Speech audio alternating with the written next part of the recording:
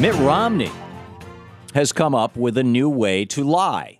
You will recall I've told you all many times that the only way that Mitt Romney can become president of the United States is by lying.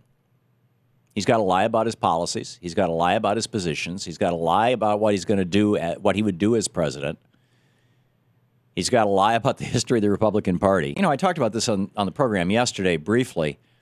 My assumption was that Romney had a moment of candor, and then his campaign had to clean up after him. Sort of like what happened with Paul Ryan when he said, yeah, I think the state should decide whether or not to have pot be criminal. And then 18 hours later, the campaign came out and said, no. He didn't actually mean to say that.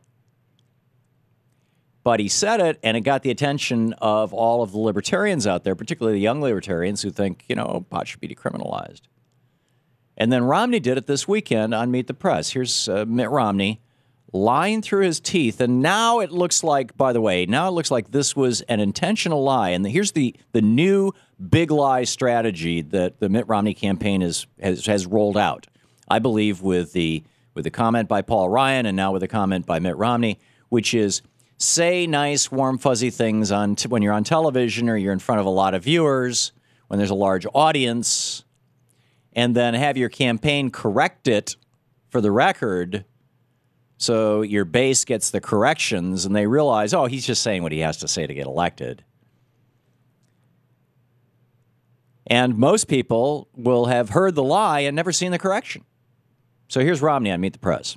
On health care, you say that you would rescind the president's health care plan on day one. Does that mean that you're prepared to say to Americans, young adults and those with pre-existing conditions, that they would no longer be guaranteed health care? Well, of course not. I say we're going to replace Obamacare, and I'm replacing it with my own plan. And, you know, even in Massachusetts, where I was governor, our plan there deals with pre-existing conditions and with young people. So you keep that as part of the federal plan? Well, I'm not getting rid of all of health care reform. Of course, there are a number of things that I like in health care reform that I'm going to put in place. He's increasingly looking to me like a Bart Simpson character. But so, you know, he says, yeah, okay, you know, the pre-existing conditions, it's a good thing, you know. And then his, you know, half a day later, his campaign comes out and says, Mr. Romney, when he said that, what he meant was that the magic of the corporate free market will fix the pre-existing conditions problem. In other words, roll back Obamacare. In fact, the Romney campaign came out and said there is no part of Obamacare that we want to keep. Right. Not what he said on national television.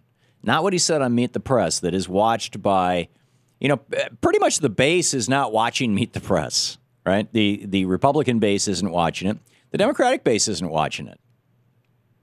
The Democratic base is watching, you know, Chris Hayes over on MSNBC on the weekends and Melissa Harris Perry, and the Republican base is watching Fox News all day long. So who's watching Meet the Press? That vast middle ground that is where the battle is going on right now for the middle-of-the-road voters. That's who's watching Meet the Press. So Romney gets it. He can go on Meet the Press and lie, and then have his campaign spokesman go on Fox and say to his base, oh, well, you know, he didn't really mean that. Or maybe even not go on Fox because there might be some undecided folks watching on Fox. Just you know, issue it as a statement that will go out to, you know, to the people who are on the mailing list or whatever. So if anybody yells about, hey, wait a minute, did you say something nice about Obamacare? You're not supposed to do that. What are you talking about? They can say, oh, no. That was a misstatement. It wasn't a misstatement. It wasn't an accident. It wasn't a stumble. Increasingly, I'm believing that when Paul Ryan said, I think this, you know, personally, just speaking for myself, I think that the states should decide whether or not to have medical marijuana.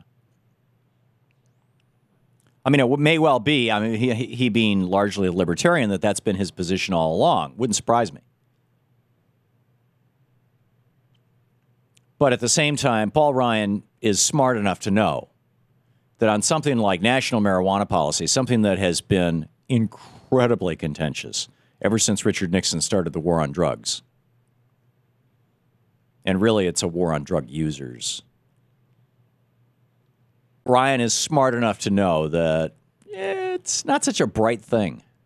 Not such a smart thing to say, I think I'll just say this without checking with Mitt on it, without checking on it with the Republican Party on it.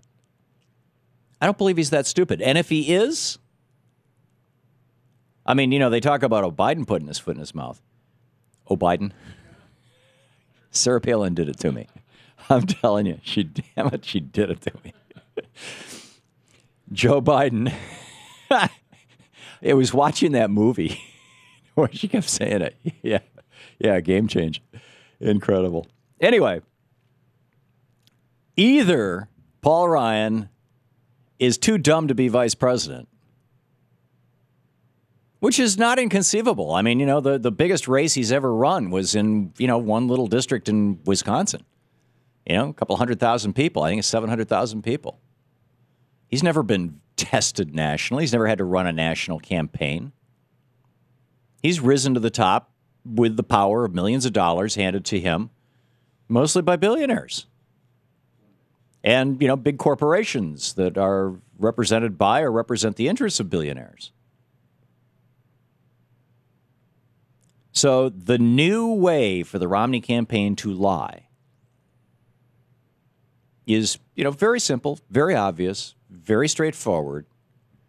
They're continuing the big lie campaign on their TV ads saying, Obama is doing away with the work requirement and welfare. Not true, but they keep saying it. Obama took $700 billion out of Medicare. Not true, but they keep saying it. So they're continuing the big lie strategy in their TV ads. And now it's extended to having the actual candidate, when he goes on the mass corporate media, watched by not the base on either side, but watched by the middle of America. The average voters, the average Joe, network television, the three big networks, in many parts of America where they don't have cable, and you have to actually rely on an over-the-air signal. These are the only things that some people get. All right, so Meet the Press they don't even have access to either Fox or MSNBC or Free Speech TV or RT or any of the other alternatives. So now it's have the candidate lie as well as the commercial.